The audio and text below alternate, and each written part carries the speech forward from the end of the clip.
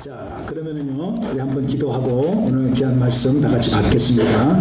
살아계신 하나님 아버지, 좋으신 하나님 아버지, 이렇게 좋은 날씨 속에 저희들이 하나님 아버지 앞에 나와서 예배할 수 있는 귀한 건강 주시고 시간 주시고 마음 소원 주신 거 감사합니다.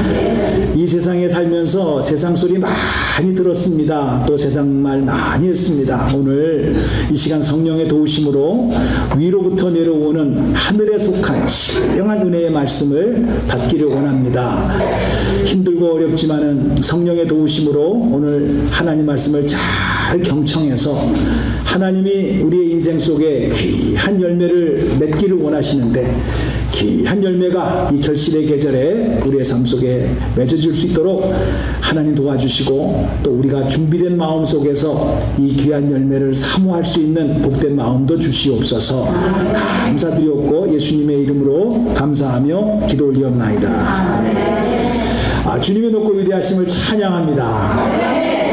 잘 오셨습니다. 저는 오늘 본 말씀을 준비하면서 인생의 열매가 있습니까? 라고 하는 그런 제목을 생각하게 되어졌고 우연의 일치인지 모르지만은 요즘 우리가 에스겔서를 공부하고 있는데 에스겔서 15장에 하나님께서 이스라엘 백성들을 향하여 포도나무를 가지고 비유로서 설명을 해주고 있는 내용이 있는데 이게 우연의 일치입니까? 예수님께서 이 땅에 오셔가지고 요한복음 15장에 똑같이 에스겔서 15장에 나오는 말씀과 15장이 똑같아요. 그래서 그 긴 말씀을 주셨어요. 그래서 오늘 에스겔서 15장 1절부터 8절까지의 말씀뿐만이 아니라 요한복음 15장 나는 참 포도나무요 아버지는 농부라 라고 하면서 나는 포도나무가 되고 너희는 가지가 되어져서 너가 내 안에 내가 너 안에 있으면 이 사람은 과실을 많이 맺나니 나를 떠나서는 너희가 아무것도 할 수 없습니다 하면서 정말 구구절절히 우리가 암송대회 했던 것처럼 요한복음 15장에 오신 분들은 아마 다 기억나실 거예요. 그래서 두 본문을 연결시켜 가면서 함께 은혜를 나누기를 원합니다. 사진 한번 보여주세요. 포도나무 보지 못하신 분들. 사진을 저렇게 우리 방송실에서 저렇게 열심히 준비를 했습니다. 보시는 바와 같이 가만히 보세요. 포도 열매가 너무 탐스러워요.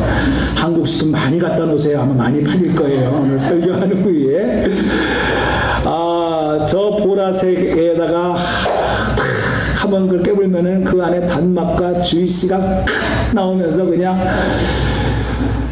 혀를 굴려가면서 씨앗을 빼느라고 이렇게 하는 기억이 나고 입술이 펄해지고 혀가 펄해지는 그런 탐스러운 포도 열매. 근데 가만히 여러분들이 보시게 되면 저 가지를 보세요. 가지는 너무 볼품이 없어요. 어떻게 저렇게 보잘것없는 가지에 저렇게 탐스러운 열매가 맺혀질까라는 걸 한번 신비스럽게도 한번 여러분들이 그 가지와 열매를 연결시켜가면서 생각을 해보시기 바랍니다. 그러면서 이제 포도나무라고 하는 전체를 한번 생각을 해보시기 바랍니다. 몇 가지 한번 카트가 준비가 됐으면 한번 몇 카트 더 보여주실래요? 예. 저렇게 떨어질까 봐서 파이프에다가 가지, 야한 가지입니다. 땔감으로도 거의 사용할 수가 없는 그런데 저렇게 주렁주렁 보조장치를 해가지고 포도가 떨어지지 않도록 저렇게 했습니다. 또 볼까요? 네, 또 볼까요? 다 됐어요? 네, 감사합니다. 여러분들이 이제 포도나무가 저런 거로구나 생각을 할 것입니다. 자, 포도나무 가만히 생각을 해보세요. 과연 저 포도나무의 존재는 무엇으로 느낄 수가 있을까요? 당연히 포도송이지요. 포도나무에 포도송이가 없다고 한다면 무엇으로 쓸 수가 있겠습니까? 여러분 혹시 포도나무 가지를 보신 분은 아시겠습니다만은 별 볼 일이 없어요. 제목으로도 하나 쓸 것이 없어요. 못으로도 쓸 수가, 철이 발견되기 전까지는 나무와 나무를 연결시키는 것은 나무로 이렇게 못을 박지 않았습니까? 그거로도 쓸 수가 없을 정도로 아무 쓰잘데없는 나무가 포도나무다. 이렇게 성경은 말씀하고 있는데 그 표현이 3절에 그렇게 말하고 있습니다. 그 나무를 가지고 무엇을 제조할 수 있겠느냐? 그것으로 무슨 그릇을 못을 만들 수 있겠느냐? 만약 포도나무가 열매를 맺지 못한다면 도대체 어디에 쓸모가 있겠느냐? 제목으로도 쓸 것도 없고 포도나무는 꽃 같고도 될 수도 없고 땔감도 후다닥 타버리기 때문에 참나무처럼 오래 타는 것도 아니고 아무 쓸데가 없다. 불에 던져서 화목이 될 뿐이다. 4절 한번 읽겠습니다. 시작. 불에 던질 땔감이 될 뿐이라. 불이 그 뒤끝을 사르고 그 가운데로 태웠으면 제조에 무슨 소용이 있겠느냐라는 거죠. 그러니까 포도나무가 살아있을 적에도요, 포도나무 열매가 없다고 한다면은 땔감으로도 사용할 수가 없다라는 거예요. 별로 유용하지가 못하다는 거예요. 근데 그 땔감으로 사용되어진 끓는 포도나무 가지는 쓰잘데가 하나도 없다라고, 그렇게 성경은 포도나무의 열매가 없을 때에 그런 운명이다라는 거예요. 사랑하는 성도님들, 보잘것없는 포도나무 하나도요, 포도송이가 없다면 이렇게 쓸데가 없다라고 성경은 말씀하고 있는데, 우리의 인생에 하나님께서 형상을 따라 지음받은 인간이 사람답게 살지 못하고 개, 돼지, 짐승보다도 못한 행동을 지금 하고 있는 수많은 일들이 벌어지고 있는 이 상황을 바라보면서 하나님은 무엇이라고 생각을 하고 있을까? 지금 한번 성령의 도우심으로 상상의 날개를 펴서 한번 하나님의 마음을 한번 느껴보시기를 바랍니다. 이거는 굳이 이스라엘 백성을 향해서 주시는 말씀이지만은, 그러나 우리는 압니다. 어떻게 이것이 이스라엘 백성에게만 주시는 말씀이 되겠습니까? 하나님께서 어떻게 택한 백성입니까? 어떻게 내가 너를 지명하여 불렀나니 너를 내 것이다.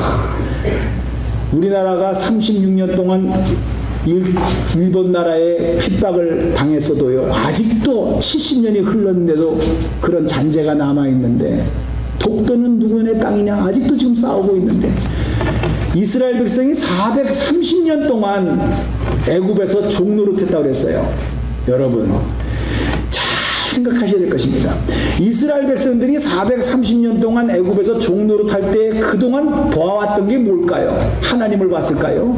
눈만 뜨면 우상이야. 눈만 뜨면 이상한 뱀 대가리 갖다 놓고 앉아있는 거, 그것만 봤단 말이에요. 태어나면서부터 죽을 때까지 430년 동안. 그러니 훨씬 더 하나님을 의지하기보다는 세상을 의지하는 것이 자연스럽고 세상을 바라보는 것이 훨씬 더 쉬웠다는 거예요. 이것은 이스라엘 백성을 말하는 것이 아니에요. 여러분들이 일주일에 한 번, 두 번 교회에 오지만은 교회에 와 있는 시간이 많습니까? 세상에 나가서 살아서 세상식으로 살아가는 삶이 많습니까? 어떤 게 자연스럽습니까? 어떤 게 쉽습니까? 세상에 살고 있는 것이 훨씬 더 쉽다 이거예요. 그러니 물들기 쉽고 거기에 빠지기 쉬운 인생 속에서 내가 너를 지명하여 불렀고 애굽에서 나오게 하고 젖과 꿀이 흐르는 가나안 땅에서 살게 하신 하나님의 마음이 어디 있는지를 모르고 이 세상의 유행 따라 남들도 뭐 다 그렇게 하는데 뭐 나라고 뭐 유별나게 살 필요 뭐 있어 이러면서 살아가는 너희들을 향하여 너희들의 열매가 무엇이냐? 라고 물어보는 하나님의 추상과 같은 물음일 수도 있다라는 것입니다. 여러분의 열매는 지금 무엇입니까? 나이하고 상관없어요. 형편하고 처지하고 상관없어요. 여러분이 지금 하나님 아버지 앞에 보여질 열매는 무엇입니까? 이 핑계, 첫 핑계 대면서는 이것 때문에 못 나와, 저것 때문에 못 나와, 이것 때문에 못해, 저것 때문에 못해, 핑계에 이유를 대면서 하나님의 뜻과 전혀 상관없이 살면서 전혀 양심의 가책을 느끼지 아니하고 뭐 이렇게 살면 되는 것이지 뭐 라고 스스로 생각하면서 살아가는 인생들, 그것이 모여진 열매들, 그 열매는 무엇으로 여러분들 하나님께 보이겠습니까? 하나님은 바로 그 열매를 지금 찾고 계시고 그 열매를 보여달라고 이스라엘 백성에게, 오늘 저와 여러분에게 요구하고 있는 내용입니다. 그러면 성경에서 말하고 있는 열매는 무엇입니까? 여러 가지로 생각할 수가 있겠습니다만은 그저 두 가지 면에서 크게 생각해 볼 수가 있습니다. 성경에서 의의 열매를 맺어라, 하나님이 선하시고 기뻐하시고 온전한 뜻이 무엇인가를 분별해서 그런 열매를 맺어라 라고 많은 열매가 있겠습니다만은, 그러나 그것을 총괄적으로 두 가지로 말한다면은 제일 첫 번째가 열매, 그러면 이 세상에서도 필요로 한 인격적인 것이고 도덕적인 것을 하나님께서는 열매라고 그렇게 말씀하고 있습니다. 예수님께서 이 땅에 오셔가지고 주시는 말씀 중에서 마태복음 5장 16절에 여러분이 잘 아시는 바와 같이 이런 말씀하셨습니다. 예수님께서 하신 말씀입니다. 이같이 너희의 빛을 사람에게 비추어 너희로 너의 착한 행실을 보고 하늘에 계신 너의 아버지께 영광을 돌리게 하라. 한번 읽겠습니다. 시작. 이같이 너의 빛이 사람 앞에 비추게 하여 그들로 너의 착한 행실을 보고 하늘에 계신 너의 아버지께 영광을 돌리게 하라. 아멘. 너희의 착한 행실을 보고, 너희들이 지금 이 세상에 나가서 착한 행실을 함으로 그것을 보여줌으로써 하나님께 영광을 돌리게 하라는 도덕적인 삶을 요구하고 있는 것이 하나님께서 원하시는 열매다. 인격적인 열매라고 하는 것은 골로새서 1장 10절에 보게 되게 되면 이렇게 말씀하고 있습니다.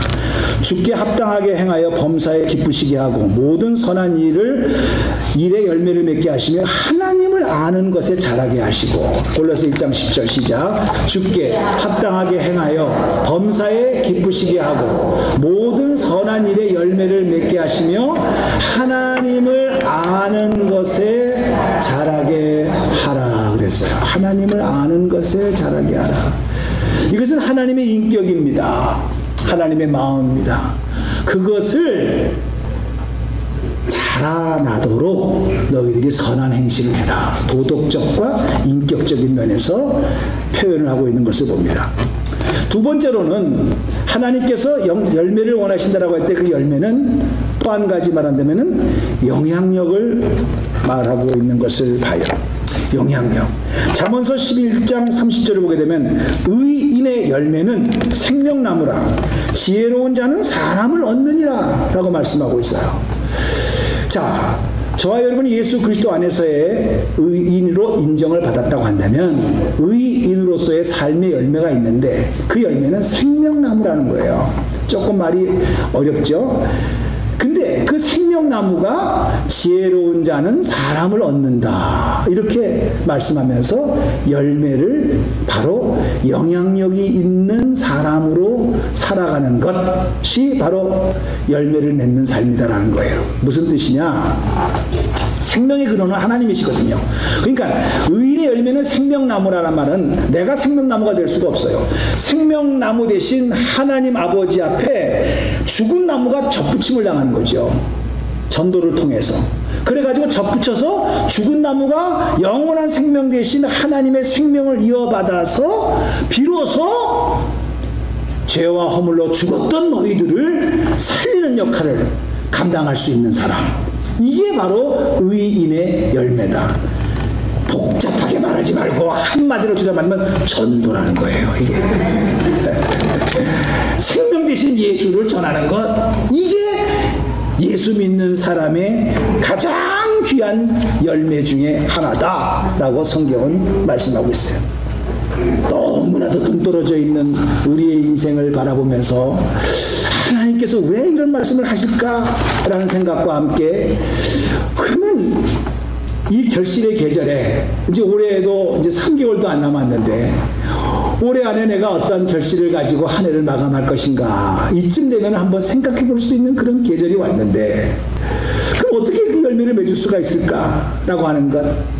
여러분, 포도나무, 나는 포도나무여 너희는 가지다 라고 하면서 아무 쓸모도 없는 그 포도나무에 포도 열매가 맺어짐으로 말미암아 그 포도나무의 가치를 최고로 나타나진다고 한다면 정말 땔감으로 사용될 수밖에 없었던 우리의 인생을, 그죠? 하나님께서 최고의 열매로 맺게 하시면서 귀하게 여기시면서 그 열매가 떨어질까봐 그 포도 농부가 아까 그림처럼 줄을 다 연결시켜서 거기에 주렁주렁 포도 열매가 맺게 하는 그 정성을 바라보면서 나는 포도나무다, 너희는 가지다. 예수님께서 이 땅에 오셔서 이스라엘 백성들을 가리키면서 에스겔서 15장의 말씀을 상상하시면서 폐역되고 하나님을 등을 돌렸던 이스라엘 백성들을 향하여 이 포도나무의 진정한 가치, 너의 진정한 가치는, 바로 우리 한인 침례교회의 진정한 가치는, 여러분 한 사람 한 사람 인격과 여러분의 가정의 진정한 가치는 무엇인 줄 아느냐? 아버지의 마음이 여기 있다 이 말이에요. 저는 그것을 이 본문 말씀을 묵상하면서 깨닫게 되어졌어요. 그러면서 누구나 다 마음의 소원은, 그래 한 번 가는 인생인데 그래도 내가 원하는 열매만 맺어서야 되겠는가? 그래도 내가 예수를 믿는 사람인데 하나님이 원하는 열매를 한번 맺어봐야 되지 않겠느냐? 라는 그런 소원은 누구나 다 있는 거 아니겠어요? 여러분이 말씀 안 해도 다 그런 소원은 다 있지요. 근데 그 말씀을 예수님께서요 다 설명을 해주셨어요. 하는 방법을.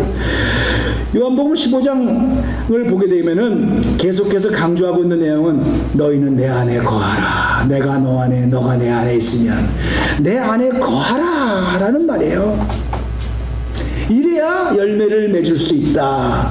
이걸 달로 말하면 포도나무 가지가 제일 먼저 포도 열매를 맺느냐 안 맺느냐 걱정하지 말아라. 그거 걱정하기 전에 먼저 해야 될 일이 뭔지 아느냐? 포도나무 가지가 포도나무에 붙어 있는 거다. 그게 먼저다. 그게 내 안에 거하는 거다. 이게 크리스찬이라는 거예요. 여러분이요. 우리가요, 잘 여러분들이 이걸 아셔야 됩니다. I am Christian 라고 말을 할 때에 이 크리스찬 안에는 크라이스트라는 말이 들어가 있어요. 나는 그리스도를 믿는 사람이야. I'm Christian. 쉽게 말할 수 있지만 그 안에 중요한 것은 내가 아니에요. 그리스도. 예수님이 들어가 있어요. 마찬가지예요. 우리가 자꾸만 교회를 다니면서 신앙생활 할 때 뭘 자꾸만 열매를 맺으려고 노력을 하는데 그렇지 않습니다. 먼저 내가 포도나무 가진데 내가 포도나무 원줄기에 붙어 있느냐, 이거를 날마다 확인하셔야 돼요. 붙어 있지 않으면 공급을 받을 수가 없고, 공급을 받을 수 없으면 열매를 맺을 수가 없는데, 붙어 있지도 않으면서 열매를 맺으려고 하는 것은 자기 스스로 해보려고 하는 거라는 거예요. 이게 얼마나 무지한 겁니까? 얼마나 이게 위험스러운 겁니까? 그런데도 하나님께 붙어 있느냐, 예수님께 붙어 있느냐, 이것을 날마다 확인하지 아니하고 자꾸만 교회 와서 무엇을 하려고 하고 무엇을 나타내려고 하는 것은 자폭하는 거예요. 스스로 폭탄을 짊어지고 살아가는 거랑 똑같은 거예요. 그래서 성경은 먼저 내 안에 거하라, 붙어 있어라, 이게 먼저다, 정확하게 말씀하고 있습니다. 고린도전서 15장 23절을 보게 되면은 맨 마지막에도 붙어있는 자가 하늘로 올라가더라고. 보니까 다 같이 읽겠습니다. 시작. 그러나 각각 자기 차례대로 되리니 먼저 첫 열매인 그리스도요, 그 다음에는 그가 강림하실 때에, 그가 재림하실 때에 그리스도께 속한 자다. 다른 성경에는 붙어있는 자다, 그렇게 말하고 있어요. 여러분은 누구에게 붙어 있습니까? 이건 잘 여러분들이 한국말이지만은 잘 생각하셔야 됩니다. 붙어있는 자, 그 안에 거하는 자. 오늘날 우리가 저를 포함해서 다 우리가 연약한 자이기 때문에 그럴 수가 있는데, 여러분들이 교회에 그냥 오는 것만 가지고 나는 예수님께 붙어있다 이렇게 생각하고 계십니까? 헌금하는 것으로만 가지고 나는 예수님께 붙어있다라고 생각하십니까? 교회에 뭐 좀 봉사하는 거 가지고 나는 예수님께 붙어있다라고 생각할 수가 있겠습니까? 붙어있다, 속했다, 속았다, 붙어있다, 그 안에 거한다, 그거 이상입니다. 그게 필요 없다가 아니라 그 이상이에요. 여러분, 부부지간에도 같이 붙어있다 속했다라는 것은 남자가 월급만 주면 난 다 했다, 아내는 밥만 해주면 다 했다, 이렇게 말할 사람이 누가 있겠습니까? 속했다, 거했다, 우리는 한 몸이다 라는 말은 그 이상이에요. 인격적으로 통하는 거예요. 그 마음을 이해하는 거예요. 이게 속한 거예요. 이게 붙어있는 거예요. 오늘 우리가 종교의 행위를 가지고 이것만 가지면 다 했다 라고 한다면은 이 말씀을 잘 이해를 못한 거죠. 열매를 맺기 이전에, 행동을 하기 이전에 포도나무 가지는 원줄기에 한시라도 떨어져 있으면 안 됩니다.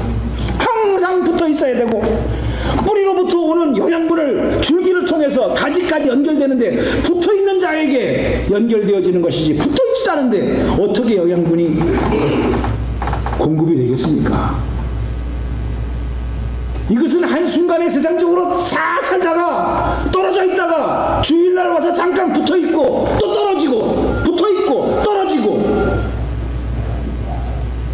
이게 열매를 맺을 수 있는 길이냐? 여러분이 상식적으로 생각을 해봐도 그건 아니지요. 다 알 거라는 거예요. 우리가 하나님과 깊은 교제를 한다라는 거 하는 것, 주님의 마음을 한번 생각해 본다라는 것, 내 형편, 내 처지가 있지만은 주님이 얼마나 더 안타까워하실까, 얼마나 더 기뻐하실까.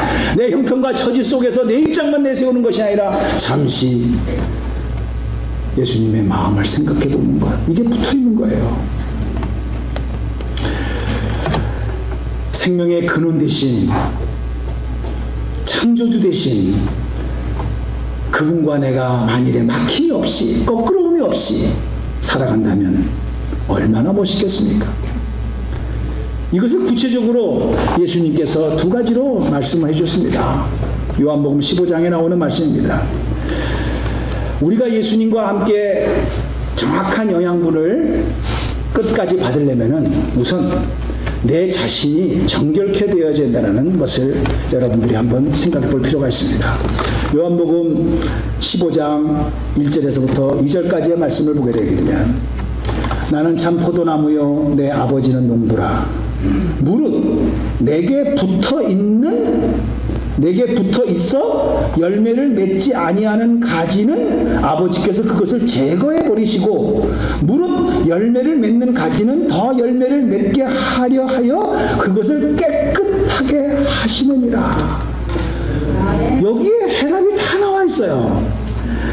사랑하는 성도님들, 벌레 먹은 가지는 더 이상 열매를 정상적으로 맺을 수가 없으니까 가지치기를 해줍니다. 그래서 다른 가지의 영향을 가지 못하도록 그렇게 해주고, 열매를 맺는 가지는 더 열매를 잘 맺게 하기 위하여 깨끗하게 해주신다 라고 성경은 말씀하고 있어요. 오늘 우리가 무엇보다도 성경에서 말한 같이 나는 참 포도나무여 너희는 가지다. 그러니까 우리는 다 가지들이죠. 이 가지가 열매를 맺어야 진정한 가치가 있는 것인데, 그 열매를 맺기 위해서는 불필요한 것들, 내 가지, 이 생명이 들어오는 그 줄기를 방해하는 모든 것들은 여러분들이 스스로 좀 하지 않아야 되겠다라고 하는 그런 마음의 자세가 필요해야, 그렇게 돼야 생명 대신, 근원 대신 예수 그리스도의 영양분이 줄기를 통하여 가지에게로 올 수가 있다. 이렇게 성경은 정확하게 말씀하고 있습니다. 두 번째로 그 구체적인 방법을 9절과 10절에 말씀해주고 있어요. 9절을 보게 되게 되면 요한복음 15장 9절입니다. 아버지께서 나를 사랑하신 것 같이 나도 너희를 사랑하였으니 나의 사랑 안에 거하라. 내 사랑 안에 거하라. 좀 말이 수상적이죠. 내 안에 거하라, 내 사랑 안에 거하라. 그러면 그 사랑 안에 거한다, 예수 그리스도 안에 거한다, 떨어지지 않고 붙어 있는다. 그 말이 뭘까요? 10절에 설명을 하고 있습니다. 10절을 보게 되면 다 같이 읽겠습니다. 10절 시작. 내가 아버지의 계명을 지켜 그의 사랑 안에 거하는 것 같이 너희도 내 계명을 지키면 내 사랑 안에 거하리라. 하나님의 말씀을 지키면, 순종하면 그것이 사랑 안에 거하는 것이로구나, 순종하는 것이로구나, 그것이 예수님 안에 붙어있는 것이로구나, 정확하고 구체적으로 딱 나오고. 그러면 반대로 우리의 인생에 왜 하나님이 선하시고 기뻐하시는 열매를 못 맺느냐라고 하는 것은, 다른 말로 표현하면 붙어있지 않았다, 순종하지 않았다, 하나님 말씀을 지키지 않았다, 이런 거예요. 이래서 엉뚱한 열매를 맺어가고 있는 거예요. 그럼 무엇에 쓰겠느냐? 잘라서 불에 땔감으로 쓰겠다라는 거죠. 그래서 어느 부흥 강사는 그렇게 말합니다. 만일에 이것을 듣지 아니하고 자기 멋대로 사는 자는 지옥불에 지금 온도가 안 올라가서 지옥의 땔감으로 지금 다 준비하려고 여러분들을 지금 이 땅에 보냈습니다. 이렇게까지 가지고 그냥 소름 끼치는 말을 하고 있더라고요. 사랑하는 성도님들, 자, 그럼 이제 말씀을 좁혀가면서 한번 결론을 맺어보려고 해요. 하나님께서 에스겔서 15장을 통해서, 요한복음 15장을 통해서 왜 자꾸만 이런 말씀을 하실까요? 귀가 딱 없도록. 좀 여러분들 화가 나지 않습니까? 그건 왜 자꾸만 이런 소리를 하냐고 말해요. 왜 그럴까요? 왜 자꾸만 열매를 맺어라, 열매 맺지 못하는 가지는 잘라서 땔감으로 쓸 것이다, 그러니까 너희들 열매를 맺어라. 왜 그럴까요? 왜 자꾸만 이렇게 귀찮을 정도로 하고 있을까요? 그거는 하나님이 아십니다. 뭘 아세요? 이제 결산할 때가 가까이 왔다라는 걸 알고 계신다는 거예요. 심판의 경고입니다. 잔소리는 잔소리가 아니에요. 잔소리가 심할수록, 경고가 심할수록 땡땡땡땡땡 다음에 땡땡. 요즘 나오는 차는 그렇더라고요. 안전벨트를 안 하면 띵동 띵동 하다가 계속 안 매고 하면 땅땅땅땅땅땅 그러더라고. 요즘 나오는 자동차는 그래요. 빨리 매라는 거예요, 시트벨트를. 세상 좋아졌어요. 하나님께서 우리가 귀찮을 정도로, 귀가 따가울 정도로, 실증날 정도로, 짜증날 정도로 왜 자꾸만 이런 경고의 메시지를 주실까요? 심판날이 가까이 왔다라는 거예요. 사랑하는 성도님들, 심판하고 난 다음에는 too late. 기회가 없어요. 후회한들, 회개한들 소용이 없어요. 그러니까 하나님은, 진짜 하나님은 우리를 사랑하시기 때문에 하기 전에, 심판받기 전에 빨리 돌이켜가지고 그래도 하나님이 원하시는 열매를 맺어서 아버지 앞에 보여드리고 그것을 보고 하나님은 기뻐하시는 거예요.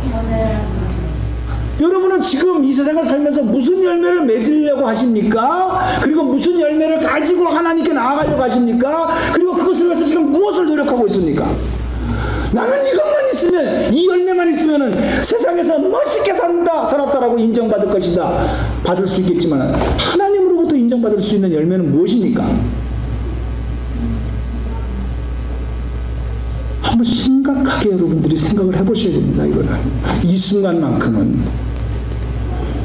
왜 이 가지도 열매 맺지 못하는 가지는 불에 태우겠다, 땔감으로도 사용될 수 없는 것들, 잘 타지도 않고 오래 타지도 않고 금방 없어지는 땔감, 그러나 거기에 귀한 포도송이의 열매를 맺게 하시면서 농부를 흡족하게 하는, 하나님을 흡족하게 하는 그 인생을 살려고 우리에게 다가오셔서 오늘도 말씀하시고 우리를 새롭게 하시는 하나님의 음성, 하나님의 경고는 어떤 열매를 맺기를 원하십니까?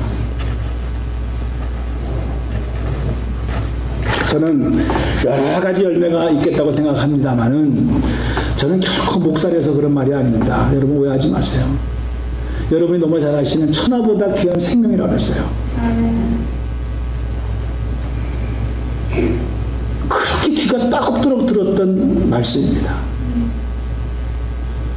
예수님께서 이 땅에 오셔가지고 하시는 말씀이, 소금이 그 맛을 잃어버리면 어떻게 되는 줄 아느냐? 밖에 던져서 사람들이 그냥 밟아버리고 가버린다. 소금의 생명은 맛에 있다. 여러분이 하나님의 자녀가 돼가지고 하나님의 자녀의 열매가 없으면 맛을 잃어버린 것인데 세상에 나가서 짓밟힌다 이거예요. 세상에서만 짓밟힙니까? 나중에는 지옥의 땔감으로 쓴다 이거예요. 우리가 이 추상과 같은 하나님의 음성 앞에 나는 나머지 인생을 무엇을 해고 가야 가장 나의 인생에도 보람이 있고 하나님 보시기에도 보람이 있고 후회 없는 인생을 살았다라고 자신 있게 말할 수 있는 방법이 무엇입니까? 이 말은 다른 말로 말하면 오해하지 마십시오. 세상 것 다 빌어치고 전도만 하라 이런 말이 아닙니다. 세상 것 다 포기하고 교회만 나와서 기도만 해라 이런 말이 아닙니다. 여러분의 삶의 현장에서 의사는 의사대로, 과학자는 과학자대로, 사업가는 사업가대로, 비즈니스 하는 사람은 비즈니스 사람대로 그 현장에서 당신은 어떤 열매를 맺기를 원하십니까? 하나님은 그걸 보시는 겁니다. 당신이 살고 있는 삶의 매력은 과연 어디에서 찾을 수 있느냐? 하나님이 보시는 매력과 내가 세상에서 느끼는 매력과는 전혀 다른 상황 속에서 하나님은 오늘도 우리에게 열매를 묻고 계십니다. 이거는 우리가 얼마 전에도 시상식을 했습니다만 20년 했다, 25년 했다, 30년 했다, 40년 했다 이것을 말하려고 하는 것이 아닙니다. 20년 동안에 무슨 열매 있냐? 30년 동안에 무슨 열매 있냐? 이거를 보시는 하나님이시라는 것이죠.